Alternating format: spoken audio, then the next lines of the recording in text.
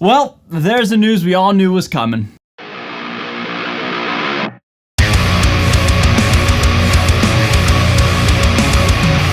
Hey everybody, before we get into this news story, if you're brand new to my channel, be sure to subscribe. I'd really appreciate it. And if you're a returning viewer, thank you so much for coming back to hang out with me. I really appreciate you all.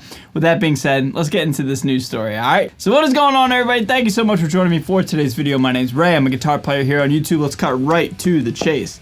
Yes, Gibson and Adam Jones are back. You knew it was gonna come, but yeah, it's official as of today, as of November 2nd. That the Gibson Custom Shop / the Murphy Lab is releasing a V2 Adam Jones signature Silver Burst Les Paul Custom. So up on your screen right now we have the Gibson.com website, first banner right in your face, 1979 V2 Les Paul Custom Adam Jones signature guitar. Now I have a very, how do I put this? I'm almost infatuated with this model as much as I am frustrated and puzzled by this model, in the sense that, you know, the V1 we'll call it, that was fine. You know, they sold like crazy in their collector's items. That's great. But the one thing that I don't understand is how just by having an artist have a signature guitar, does that make the regular guitars go up in price too? It doesn't make any sense. Ever since Adam Jones's Silver Burst Les Paul Custom V1 came out, all Silver Burst Les Paul Customs, Gibson and Epiphone alike, have just skyrocketed, and honestly all Silver Burst guitars in general have skyrocketed on the used market, and I don't understand that mentality. It's very puzzling and very bizarre. Silver Burst has been out since the 70s. It's just a very weird thing, a very weird phenomenon, and I don't understand what the buzz with this finish is and why it makes all other guitars, you know, skyrocket. It's just it's a weird thing. It's hard for me to articulate, and it's hard for me to wrap my brain around it as well. That's no fault of Gibson or Adam Jones. I mean, they're making a killing, they're making a ton of money on this stuff, but it's just funny how, like, you know, the market itself just, you know, the prices just go up. Anyway, tangent aside, let's talk about this guitar, the V2.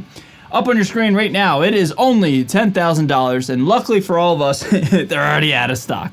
So they're extremely limited to 79 guitars.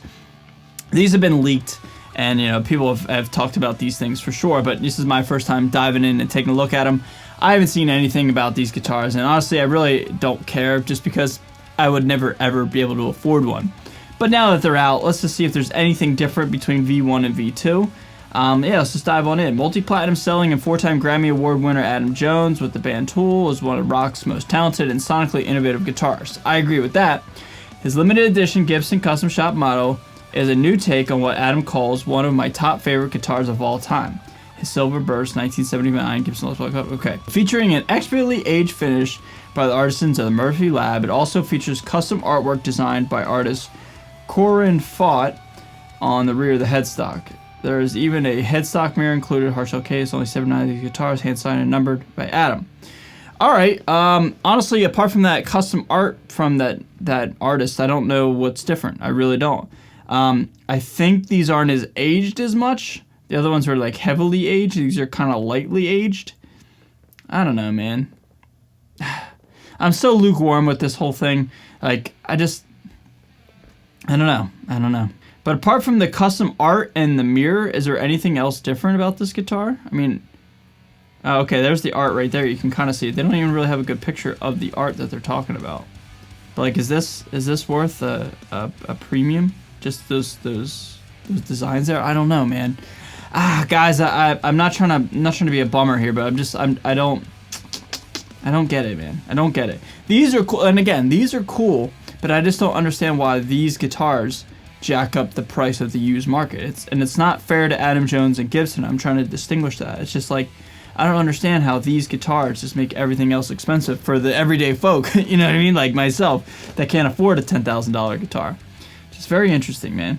But apart from that, guys, it looks like it's the exact same guitar, just not as heavily aged, just, you know, from my memory. I could be way off on that. I guess, let's see what kind of pickups they have. I don't know.